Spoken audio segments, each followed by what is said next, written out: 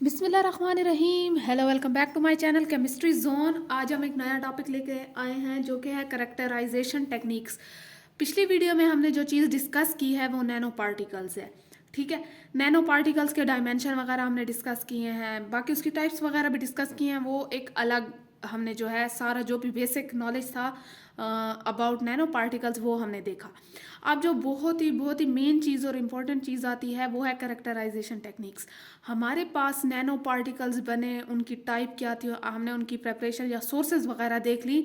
लेकिन हमारे पास कुछ ऐसी मशीन्स होती हैं, ऐसे इंस्ट्रूमेंट्स होते हैं, ऐसी टेक्निक्स होती हैं जिसके ज़रिए हम इन्हीं नैनो स्ट्रक्चर को जो है वो डिस्क्राइब कर सकते हैं। डिस्क्राइब करने के हवाले से ये मतलब कि हमारे पास इनकी करेक्टराइजेशन होती है। करेक्टराइजेशन में हम इनका पार्टिकल साइज चेक करते हैं, इनकी मॉर्फोलॉजी, इनकी शेप, बाकी इनके बॉन्ड्स वगैरह, इनकी पोलैरिटी, ऑक्सीडेशन स्टेट हो गई है, हमारे पास फंक्शनल ग्रुप की जो है बात आ गई है कि कौन सा फंक्शनल ग्रुप है, या इनकी क्रिस्टलिनिटी की बात हो गई है, इनका कोलाइडल सोल्यूशन में क्या इनकी करेक्टरिस्टिक है। तो ये सारी चीज़ें देखने के लिए हम डिफरेंट मेथड या टेक्निक्स यूज़ करते हैं। ठीक है जी। और सबसे पहले तो ये कि जो इनके लिए मशीनरी यूज़ होती है, इंस्ट्रूमेंट जो यूज़ होते हैं वो बहुत ही हमारे पास एक्सपेंसिव हैं। तो इस वीडियो को स्टार्ट करने से पहले चैनल को ज़रूर सब्सक्राइब करें ताकि आपको मेरी नई वीडियोस मिलती रहें और आप मेरे साथ बने रहें। चलें जी, स्टार्ट करते हैं। सबसे पहले है मेरे पास characterization techniques. Characterization is of a nanostructure describes those techniques and their operational modes that are most relevant to nanoscale characterization. There are following methods. हमारे पास characterization क्या चीज़ है? मैंने यही कहा है ना कि हमारे पास नैनो स्ट्रक्चर को डिस्क्राइब करता है। ठीक है, एक ऐसी टेक्निक्स हैं या ऐसे ऑपरेशनल मेथड्स हैं जो कि हमारे पास क्या चीज़ है, नैनो स्ट्रक्चर, नैनो पार्टिकल्स को डिफाइन करते हैं, उसकी करेक्टरिस्टिक डिफाइन करते हैं कि इसमें ये चीज़ है, उनकी कॉन्फ़िगरेशन की इन्फॉर्मेशन हो गई है, कोई भी इन्फॉर्मेशन है अबाउट नैनो पार्टिकल्स हमें इन चीज़ से ऑब्टेन होती है। ठीक है, हमें ये चीज़ें क्यों चाहिए?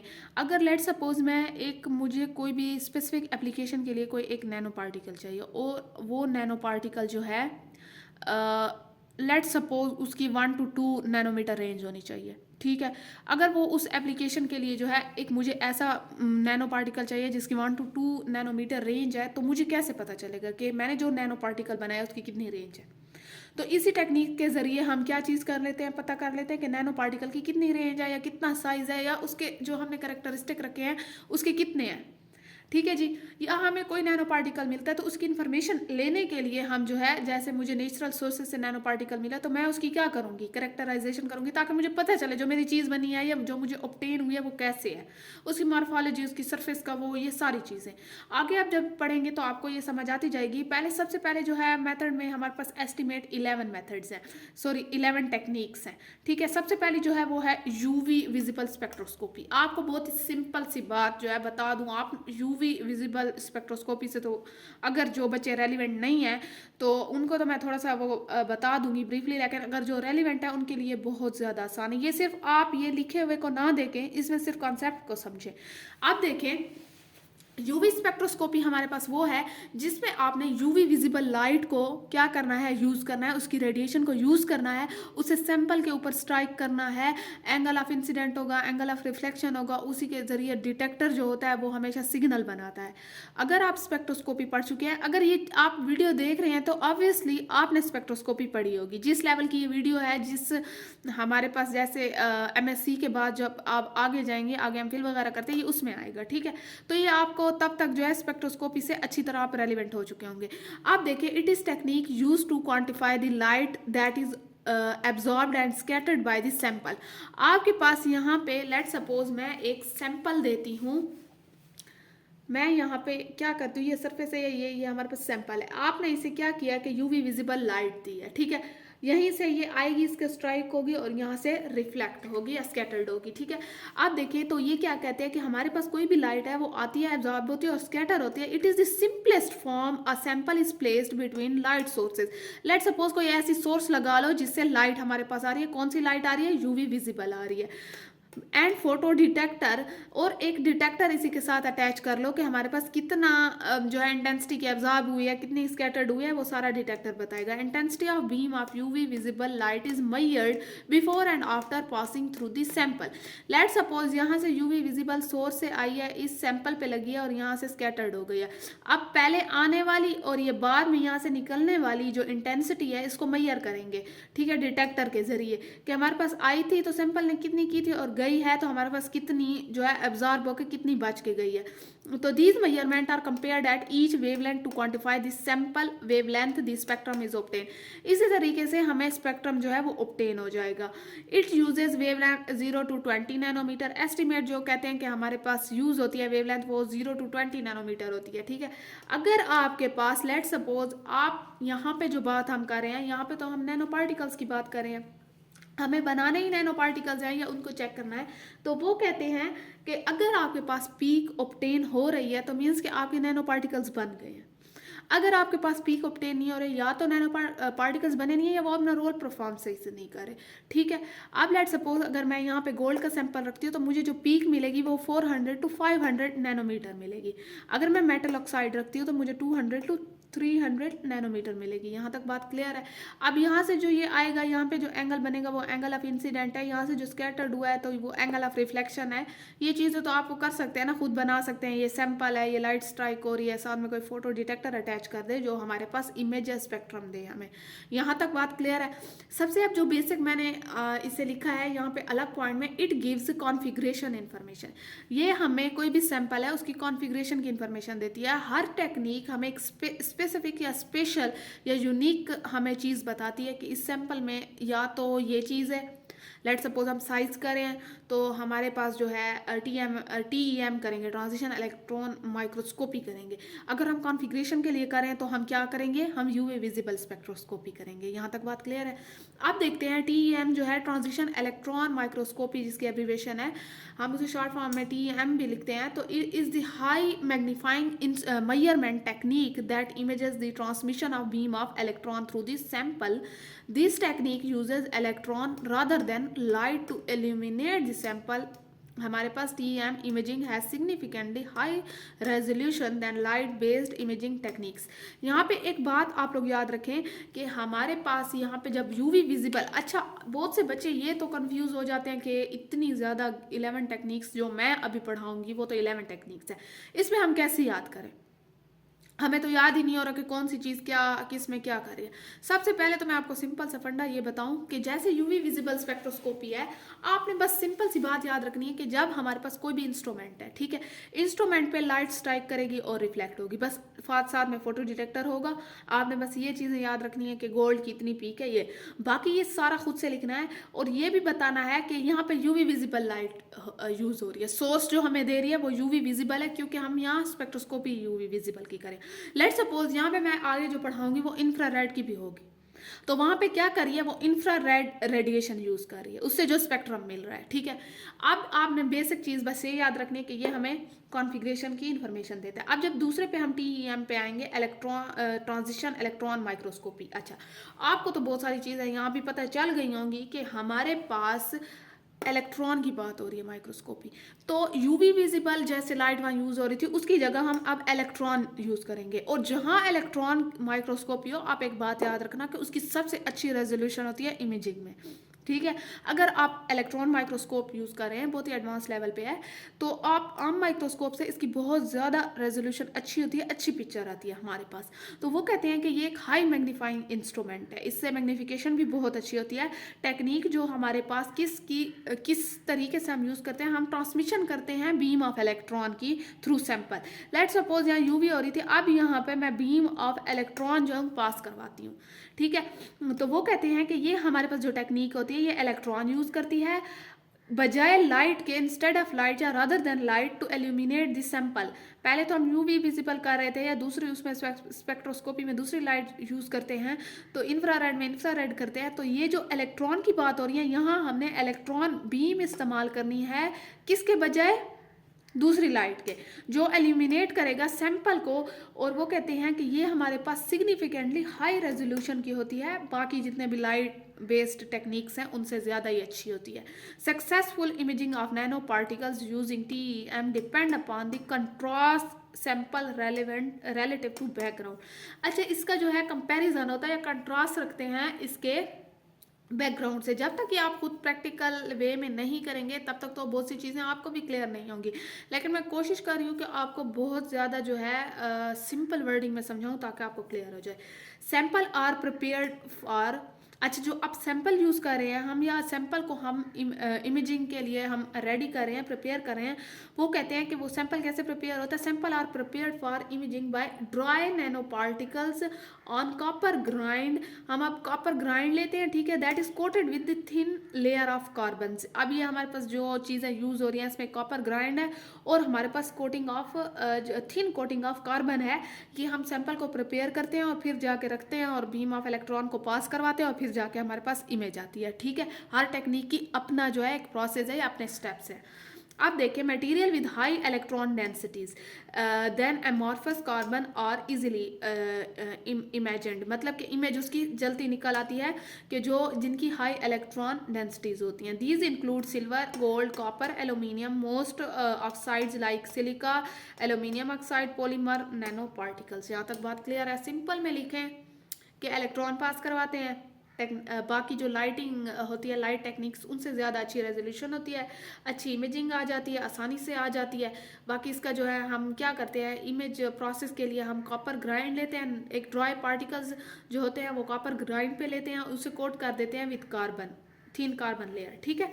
तो ये बाकी जो है इसकी एग्जांपल लिख लें। अब जो मेन बात आ गई है वो क्या चीज़ है, measure particle size, grain size, morphology. ये चीज़ें हमें ये टेक्निक से मिल जाती हैं नैनो पार्टिकल्स की, ठीक है। अब आती है XRD।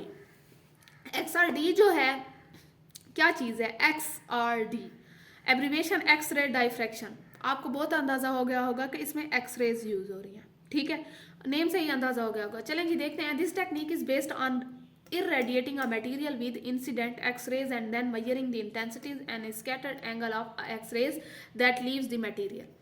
कोई मुश्किल बात नहीं है, फिर से इसी को ले लें। पहले मैंने यूवी किया, फिर मैंने इलेक्ट्रॉन किया, अब मैं एक्सरेज कर देती हूँ। वो कहते हैं कि इरेडिएट मतलब आपने क्या करना है कि इसके ऊपर रेडिएशन पड़वानी है। आपने एक्सरेज इंसिडेंट आएगी, यहाँ से इसके ऊपर स्ट्राइक करेगी, सैंपल को जो है पास होकर फिर स्कैटर्ड हो जाएगी।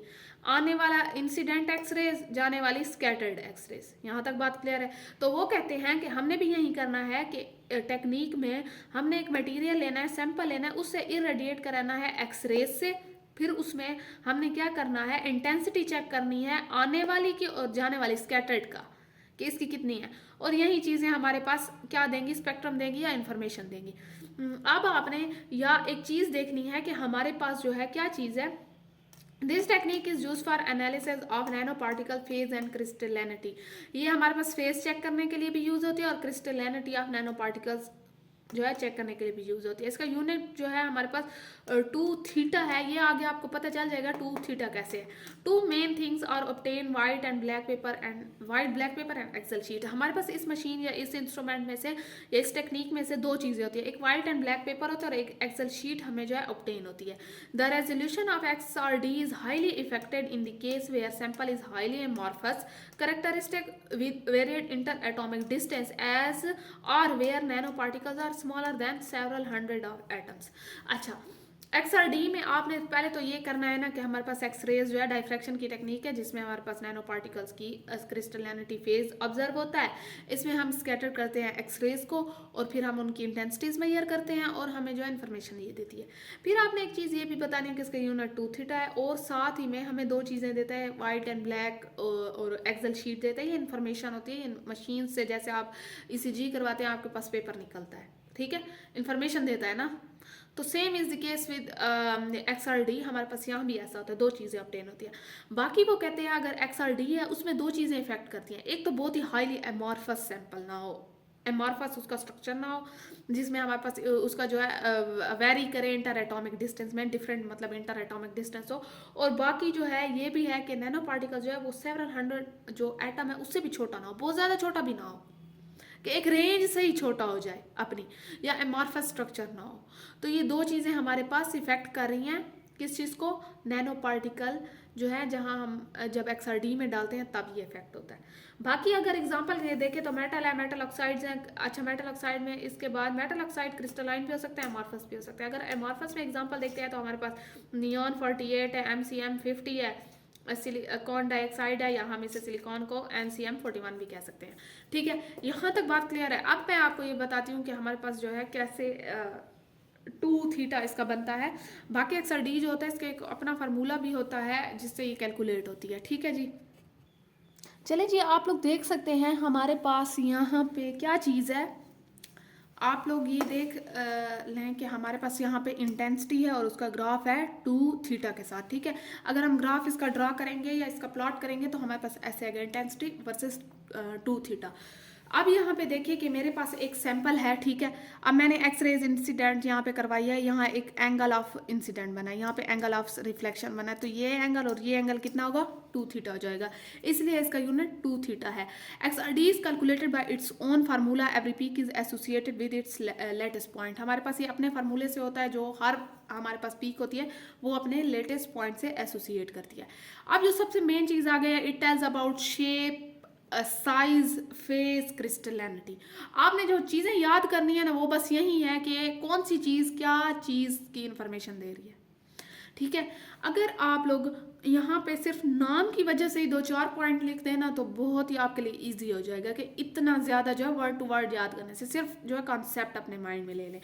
अब आती है सबसे जो बेसिक है, FTIR जो है, स्पेक्ट्रोस्कोपी भी कह सकते हैं इसे, या टेक्निक भी कह सकते हैं, फोरियर ट्रांसफॉर्म इंफ्रारेड स्पेक्ट्रोस्कोपी। यहाँ पे इंफ्रारेड की बात आ गई है तो आपके माइंड में आ जाएगा कि हमने जो अब सैंपल यहीं पे पहले UV के साथ करवाया है, फिर हमने इलेक्ट्रॉन के साथ करवाया है, फिर एक्सरेज के साथ करवाया, अब हम जो है इंफ्रारेड के साथ करवा रहे हैं इसे। ठीक है, अब इंफ्रारेड जो है इंफ्रारेड की रेडिएशन जो है वो क्या करेगी, वो आएगी इसके साथ इरेडिएट मीन्स के इसके साथ इंटरेक्ट करेगी और यहाँ से स्कैटर्ड हो जाएगी, और यहाँ पे आने वाली, एब्जॉर्ब होने वाली और यहाँ से ट्रांसमिट होने वाली जो हमारे पास रेडिएशन है, हम इसे रिकॉर्ड करेंगे। इसी की इंटेंसिटी की बेस पे एक हमें स्पेक्ट्रम मिलेगा, या हमें जो है वो इंफॉर्मेशन देगा उस सैंपल के नेचर के बारे में। यहाँ तक बात क्लियर है?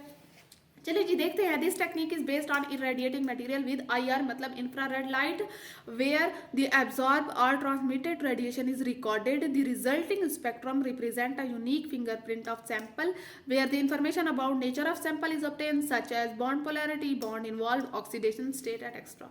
ठीक है, वो यही कह रहे हैं कि हम इस टेक्निक में क्या करेंगे कि एक मटेरियल लेंगे, सैंपल मटेरियल, उससे जो है इंटरेक्ट कराएंगे इंफ्रारेड लाइट से, जो आने वाली लाइट एब्जॉर्ब होने वाली और वहाँ से जो है ट्रांसमिट होने वाली जो इंटेंसिटी है लाइट की, इंफ्रारेड लाइट की, वो रिकॉर्ड करेंगे। इसके बाद जो है ये हमें क्या चीज़ देगा, ये हमें स्पेक्ट्रम देगा on the basis of sample के जो फिंगरप्रिंट्स है, मतलब सैंपल हमें क्या जो है दे रहा है या सैंपल में क्या करेक्टरिस्टिक है, उसी की बेस पे हमें यहाँ से इंफॉर्मेशन मिलेगी। लाइक हमारे पास बॉन्ड पोलैरिटी का हमें पता चल जाएगा, हमें जो है बॉन्ड कौन से इन्वॉल्व है इसमें, या इसकी ऑक्सीडेशन स्टेट क्या है सैंपल की। ठीक है, हम इस टेक्निक को यूज करेंगे इन चीज़ों के लिए। This technique is mainly use for characterization of organic material such as surface chemical composition और फंक्शनलाइजेशन ऑफ नैनो पार्टिकल्स। हमारे पास ये किस चीज़ के लिए होता है कि मेनली तो ये ऑर्गेनिक कंपाउंड की कैरेक्टराइजेशन करते हैं, जिसपे हम सरफेस की केमिकल कॉम्पोजिशन देखते हैं, नैनो पार्टिकल की सरफेस की केमिकल, या उनकी जो है नैनो पार्टिकल्स की फंक्शनलाइजेशन को चेक करने के लिए हम ये टेक्निक यूज करते हैं। जैसे अगर मैं आपको एग्जांपल दूं, जैसे बायोजेनिक है, for example biogenic nano particles होते हैं, तो अगर ये बायोजेनिक नैनो पार्टिकल्स हैं तो FTI are use to identify the functional group responsible for reduction. तो FTI जो है वो FTIR हमें क्या बताएगा कि जैसे आप बायोजेनिक नैनो पार्टिकल्स हैं, इनके बारे में ये बताएगा कि इसमें कौन सा फंक्शनल ग्रुप है जो रिस्पॉन्सिबल है रिडक्शन के लिए। यहाँ तक बात क्लियर है? अब इसकी रेंज जो है वो 400 to 4000 नैनोमीटर है। जैसे अगर ये फंक्शनल ग्रुप के बारे में बता रहे हैं, लाइक अगर हमारे पास OH प्रेजेंट है तो उसकी पीक 3000 से 3500 तक आएगी, अगर CH है तो वो हमारे पास 2600 से 3000 नैनोमीटर के अंदर आएगी। तो हमें पता चल जाएगा कि यहाँ CH ग्रुप जो है वो है। ये फिर स्ट्रेचिंग बेंडिंग ये तो जो है स्पेक्ट्रोस्कोपी की बेसिक में है। ठीक है ना? इट गिव्स, अब ये चीज़ हमें मेनली क्या दे रही है, ये भी लिख सकते हैं, ये चीज़ें जो मैंने ऊपर वही बात है, it gives the information about functional group, साथ में oxidation state, nature of sample, bond involve, polarity, ये सारी चीज़ें लिख सकते हैं जो बेसिक है वो फंक्शनल ग्रुप के बारे में दे रही है। अब डीएलएस क्या है, डायनामिक लाइट स्कैटरिंग। अब आपने क्या करना है कि आपने एक डीएलएस जो है ना, यहाँ से हम डीएलएस इसलिए करते हैं कि हमने कोलाइडल सोल्यूशन में नैनो पार्टिकल्स है। अब तक तो हम ऐसे सिर्फ नैनो पार्टिकल्स को कर रहे थे। लेट सपोज कोई कहता है कि हमारे नैनो पार्टिकल्स सोल्यूशन में है, तो आप क्या करेंगे, तो आप ये वाली टेक्निक यूज करेंगे, डायनामिक लाइट स्कैटरिंग, इस technique in which nano particles and colloidal solutions are characterized. हमने इसमें कोलाइडल सोल्यूशन भी आ जाते हैं कैरेक्टराइजेशन में। DLS measures the light scattered from a laser that passes through a colloidal solution. ये हमारे पास जो डीएलएस होती है, ये ऐसी टेक्निक है जिसमें हमने लाइट स्कैटर्ड जो हो रही है वो मेजर करनी है। एक लेजर बीम होती है लाइट की, वो हम कोलाइडल सोल्यूशन से पास करते हैं, ठीक है। By analyzing the modulation of scattered light intensity as a function of time, information can be obtain on the size of particle in solution. ये बहुत ही आसान है, बहुत ही आसान है जो डीएलएस है। इसमें आपने क्या करना है कि एक सोल्यूशन है, उसमें नैनो पार्टिकल्स हैं, कोलाइडल सोल्यूशन है। आपने क्या करना है कि आपने उसी सोल्यूशन, कोलाइडल सोल्यूशन में से नैनो पार्टिकल्स जहाँ पे प्रेजेंट है वहाँ से एक लाइट स्कैटर करानी है, एक लेजर बीम ऑफ लाइट लेनी है और उसे पास करवाना है उस सोल्यूशन से।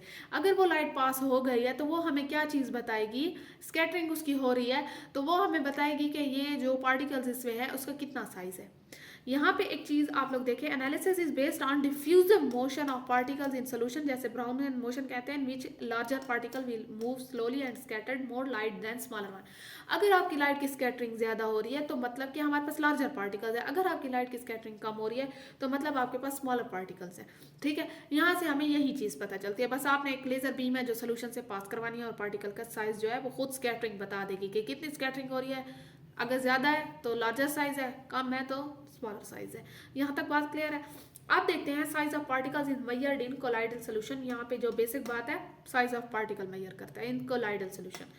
जीटा पोटेंशियल, सबसे पहले तो मैं जीटा पोटेंशियल से आपको पहले जो है जीटा साइजर के बारे में बता दूं। जो जीटा साइजर होता है ना, अब हम आगे पढ़ेंगे तो जीटा साइजर में ही जीटा पोटेंशियल को मेजर किया जाता है, ठीक है। ये दोनों जो है एक दूसरे से एसोसिएट है, बस दो पार्ट्स हैं एक मशीन के, ऐसा समझे।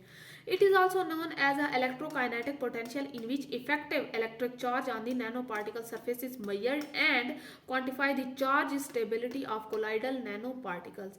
अब वो कहते हैं कि हम इसे इलेक्ट्रोकाइनेटिक पोटेंशियल भी कह सकते हैं, जो इफेक्टिव चार्ज जो होता है ना नैनो पार्टिकल्स पे वो मेजर करते हैं, और हमारे पास चार्ज की स्टेबिलिटी भी बताते हैं कि ये कोलाइडल सोल्यूशन में कितना स्टेबल है, ठीक है। When a nanoparticles have a net surface charge, the charge is screened by increase in concentration of ions of opposite charge near the nano particle surface. ये क्या करते हैं कि जब कोई भी नैनो पार्टिकल है, एनपी है, नैनो पार्टिकल है, उसकी सरफेस पे चार्ज है, तो ये आप क्या करेंगे कि हम जो है उसे सोल्यूशन में ले रहे हैं, नैनो पार्टिकल को कोलाइडल सोल्यूशन में है और उसकी सरफेस पे चार्ज है, तो हम उसके अपोजिट वाले चार्ज जो है उसमें उसकी कॉन्सेंट्रेशन को इंक्रीज कर देंगे। यहाँ तक बात क्लियर है। अब जो है आगे देखते हैं, आगे देखें कि the layer of oppositely charge ion, एक मिनट, हाँ जी, ये क्या है हमारे पास, the layer of oppositely charge ion moves with the nano particles and together the layer of surface charge and oppositely charge ions are referred to as a electrical double charge layer, ठीक है। अब हमने oppositely charge जो है वो उसमें वो कर दिया, और नैनो पार्टिकल जो उस कोलाइडल सोल्यूशन में है उसकी भी सरफेस पे चार्ज है, तो क्या करते हैं कि जो अपोजिट चार्ज की जिसकी कॉन्सेंट्रेशन हमने इंक्रीज की है वो क्या करता है, वो नैनो पार्टिकल्स की तरफ मूव करता है, क्योंकि अपोजिट हमेशा अट्रैक्ट करते हैं, और टुगेदर वो एक लेयर बना लेते हैं उसके सरफेस चार्ज के ऊपर। जब आपके पास कोई चीज़ पॉजिटिव है सरफेस के ऊपर और आपने अपोजिट चार्ज डाला है तो डेफिनेटली वो क्या करेगा कि वो उस सरफेस के ऊपर आएगा। लेट सपोज वो पॉजिटिव, अगर नैनो पार्टिकल की सरफेस है तो नेगेटिव आपने चार्ज डाला है, वो नेगेटिव पॉजिटिव के ऊपर जमा होता जाएगा, तो एक डबल लेयर बना लेगा, जिसे हम क्या कहते हैं, referred as electrical double charge layer, ठीक है। अब हमारे पास जो है इसी तरीके से अब हमने मैयर क्या करना है इसमें, ये चीज देखें। It measures the different of potential between the bulk solution in which particle is disperse. जिस सोल्यूशन में अब पार्टिकल जो है, नैनो पार्टिकल जो है वो डिस्पर्स है कोलाइडल सोल्यूशन में एक उसका पोटेंशियल, जिसे हम बल्क सोल्यूशन कहते हैं, उसका किसके साथ कंपेयर करके मेजर करना है, and the layer of fluid containing opposite charge ions that is associated with nano particle surface. तो हमने इन दो चीज़ों का पोटेंशियल निकालना है और हमें यही चीज़ ये देगा कि इसीलिए हम इसे कहते हैं कि ये जीटा पोटेंशियल है, क्योंकि हमने पोटेंशियल निकालना है बल्क फ्लूइड जिसमें हमारे पास पार्टिकल एसोसिएट है, और वो फ्लूइड जिसमें अपोजिट चार्ज है हमारे पास, जो सरफेस ऑफ नैनो पार्टिकल के साथ अटैच हुए हैं। ठीक है, अब जीटा साइजर की बात आती है। आप जीटा साइजर पहले लिख लें, कोई मसला नहीं है, क्योंकि ये उसका पार्ट है। तो जीटा साइजर जो है हमारे पास नैनो रेंज ऑफ इंस्ट्रूमेंट है, जो हमारे पास तीन चीज़ों की करेक्टराइजेशन या करेक्टरिस्टिक बताता है। तीन चीज़ों की मतलब कि पार्टिकल्स है या मॉलिक्यूल है जो हमारे पास लिक्विड मीडियम है, वो उसके तीन चीज़ें जो है करेक्टरिस्टिक डिफाइन करेगा। एक है पार्टिकल साइज बताएगा, एक हमारे पास जीटा पोटेंशियल जो ऊपर है वो बताएगा, और हमारे पास मॉलिक्यूलर वेट बताएगा। यहाँ तक बात क्लियर है। इसके अलावा जो है हमारे पास by using technology with in zeta size system by 3 parameters are measured over a range of concentration. बहुत सी रेंज ऑफ कॉन्सेंट्रेशन आप यूज़ कर सकते हैं, डिफरेंट कॉन्सेंट्रेशन पे चेक कर सकते हैं इसे। इसकी एबिलिटी है कि ये ऑटो टाइट्रेशन मेजरमेंट या ट्रेंड मेजरमेंट करे। फिलहाल तो ये चीज़ अगर छोड़ना चाहते हैं छोड़ दें, ये ही बहुत है आपके लिए जो बेसिक है। मैयर 3 यही parameter zeta potential, molecular weight और हमारे पास पार्टिकल साइज मैयर करता है। ठीक है, अब देखते हैं एसईएम क्या है, स्कैनिंग इलेक्ट्रॉन माइक्रोस्कोपी। अब वही बात है, स्कैनिंग इलेक्ट्रॉन माइक्रोस्कोपी आ गई है तो हमारे पास थोड़ा बहुत हमें अंदाजा हो गया होगा कि अच्छा भाई यहाँ पे जो है इलेक्ट्रॉन यूज हो रहे हैं स्कैनिंग की प्रोसेस में। तो it is another technique where only milligram quantities are measured. Sorry, यहाँ पे जो है कोई भी मटेरियल है उसकी जो बहुत ही मिलीग्राम में अगर क्वांटिटी है तो वो इसमें होगा, क्योंकि ये स्कैनिंग टेक्निक है। ठीक है, there particle size, shape and texture is measured. यहाँ पे ये तीन चीजें मेजर होती हैं। It provide images without backup file, means कि ये बैकअप फाइल मिलती है आपके पास, जैसे एक्सेल शीट हो गया है और वाइट ब्लैक पेपर हो गया, तो इसमें हमारे पास जो है इसकी एक बैकअप फाइल मीन्स कि एक्सेल शीट वगैरह ये चीज़ें नहीं मिलती। सिर्फ एक ही चीज़ मिलेगी जो आपको ब्लैक एंड वाइट पेपर कहते हैं। ये जब आप खुद मशीन यूज़ करेंगे ना तो तब ये चीज़ें आपको समझ आएंगी। इन SEM a fine beam of electrons scan. अब वही बात है कि हमने इलेक्ट्रॉन की बात की है, तो इलेक्ट्रॉन की बीम एक स्कैन होगी अक्रॉस दी प्रिपेयर्ड सैंपल, जो ऑलरेडी हमारे पास प्रिपेयर सैंपल होगा in the series of parallel tracks. आपने कभी स्कैन होता देखा है ना, कभी स्कैनर जो होता है उसमें आप खुद चेक कर लें कि एक बीम ऑफ जो है वो पार्टिकल की ऐसे लाइट गुजरती है पैरेलल, एक आ गई है एक आ गई है ऐसे ट्रैक के थ्रू। तो हमारे पास यहाँ भी ऐसा है, electron interact with sample and produce different signal which can be detected and display on the screen of cathode ray tube. यही इलेक्ट्रॉन जो होते हैं वो क्या करते हैं, वो सैंपल के साथ इंटरैक्ट करते हैं, वहाँ से सिग्नल प्रोड्यूस करते हैं, डिटेक्टर उन सिग्नल्स को डिटेक्ट करता है और हमारे पास इमेज शो होती है कैथोड रे ट्यूब की स्क्रीन पे। Particle less than 1 nanometer can be viewed. आप खुद सोचें कि इतना छोटा पार्टिकल जो है ये हमारे पास जो है यहाँ पे हम व्यू कर सकते हैं, देख सकते हैं। It is performed in high vacuum, ये हाईली वैक्यूम सिस्टम में होती है। It requires more time consuming sample, इससे जो है बहुत ज़्यादा ऐसे सैंपल नहीं चाहिए जो हमारे पास शॉर्ट टाइम के लिए हो, इससे मोर टाइम कंज्यूमिंग सैंपल चाहिए जो हमारे पास ख़राब ना हो over time. It provide information about surface morphology, ये हमें सरफेस मॉर्फोलॉजी के बारे में इंफॉर्मेशन देती है। EDS क्या है, energy dispersive x ray spectroscopy.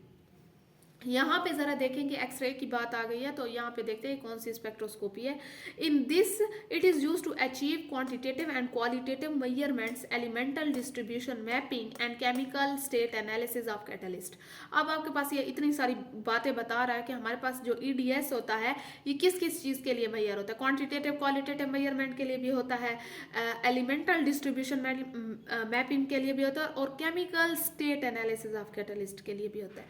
The material surface is bombarded with high energy electrons where an electron will be knocked out from inner shell and thus leave the vacancy where high energy levels electron is transformed from lower state X-ray photon is released and detected by EDS। आप यहाँ पे एक चीज़ जो है वो देख लें, हमारे पास लेट सपोज ये कोई भी सरफेस है और यहाँ पे मैंने एक इलेक्ट्रॉन जो है हाईली इलेक्ट्रॉन जो है यहाँ पे क्या करवाया है, फोटोन कह दें या इलेक्ट्रॉन कह दें, बम्बार्ड करवाया है। जो इस सरफेस के इलेक्ट्रॉन हैं इस इनर शेल में ये क्या होंगे, ये नॉक आउट हो जाएंगे, मतलब कि ये नॉक आउट होके ये हायर एनर्जी लेवल पे चले जाएंगे। यहाँ तक बात क्लियर है। ये ग्राउंड स्टेट थी, ये एक्साइटेड स्टेट है। ठीक है। अब ये यहाँ पे जाएंगे नॉकआउट होके तो कुछ टाइम के लिए ये ऊपर रहेंगे, और जब ये दोबारा यहाँ पे आएंगे तो यहाँ से एक एक्सरे निकलेगी। ठीक है। अब यहाँ से क्या निकली है, एक्सरे रिलीज होगी, एक्सरे फोटोन कह दें, एक्सरे फोटोन रिलीज होगा। ये बहुत ही सिंपल सी बात है जो आप बहुत से फिनोमिनाज में पहले पढ़ चुके हैं केमिस्ट्री के। तो ये जो एक्सरे हमारे पास ये होगी, यही एक्सरे का जो फोटोन है वो क्या करेगा, वो डिटेक्टर डिटेक्ट करेगा और हमें यहाँ से सिग्नल देगा। सिग्नल जो है वो स्क्रीन पे आ जाएंगे और हमारे पास क्या चीज़ यहाँ पे मैयर हो जाएगी कि हमने क्या चीज़ यहाँ से देखनी थी, it tells about the purity of sample, कि कितना उसमें इलेक्ट्रॉन प्रेजेंट है या उसकी परसेंटेज प्योरिटी हमें बताएगा। ये जितना भी प्रोसेस होगा ना, यहाँ से फोटोन आया है, हाई एनर्जी नॉकआउट किया, इलेक्ट्रॉन को ऊपर गए हैं, ऊपर से नीचे आए हैं, नीचे आने के लिए डी एक्साइट होने के लिए एक्सरे फोटोन निकला है, वो डिटेक्टर में गया, उसने सिग्नल दिए और हमें प्योरिटी ऑफ सैंपल पता चल गई है। यहाँ तक बात क्लियर है। अब देखते हैं HRTM TEM जो है high resolution transmission electron microscopy. अब इसमें हमारे पास क्या है, ये 10वीं टेक्निक है। इसके बाद आपके पास लास्ट टेक्निक आएगी। HRTM technique is RTM imaging mode that allows the imaging of crystallographic structure of sample at an atomic level। Atomic level पे ये हमें बताएगा। ठीक है। It does not use absorption for creating images। ये हमारे पास absorption इसमें नहीं होती, एब्जॉर्ब कोई भी लाइट वगैरह नहीं होती। Instead images are created from interference. इसमें सिर्फ हमारे पास इंटरफेरेंस का प्रोसेस होता है in image plane. The electron interact with sample independently. हमारे पास इलेक्ट्रॉन क्या करते हैं, वो इंटरैक्ट करते हैं सैंपल के साथ independently. Electron waves goes through the imaging system where phase changes occur and interfere. अब हमारे पास यहाँ पे जितनी भी इमेज प्रोड्यूस हो रही है, ना तो वो एब्जॉर्प्शन करती है ना कोई और प्रोसेस, बस एक इंटरफेरेंस का जो है इलेक्ट्रॉन इंटरफेयर करते हैं उसके किसके फेस के साथ, सैंपल के फेस के साथ। जो अक्कर होता है, चेंज अक्कर होता है उसमें, और हमारे पास इंटरफेयर होते हैं और क्या हो जाता है, हमारे पास इमेज प्रोड्यूस हो जाती है यहाँ पे। अब देखते हैं ये चीज़ हमें क्या प्रोवाइड कर रही है। चलिए जी, अब देखते हैं powerful technique used for direct imaging of atomic nano particles. हमारे पास जो है, अगर आपने नैनो पार्टिकल्स की डायरेक्ट जो है उसके एटम्स देखने हैं तो आप ये वाली टेक्निक यूज़ करेंगे। यहाँ तक बात क्लियर है। अब हमारे पास लास्ट टेक्निक आती है BET, that is Brunauer, Emmett and Teller. आप जिस तरीके से प्रोनाउंस करना चाहें इसे। ये दो साइंटिस्ट थे, यहाँ पे इनका ये लिखा भी हुआ है, created by 2 scientist named Brunauer, Emmett and Teller in 1938।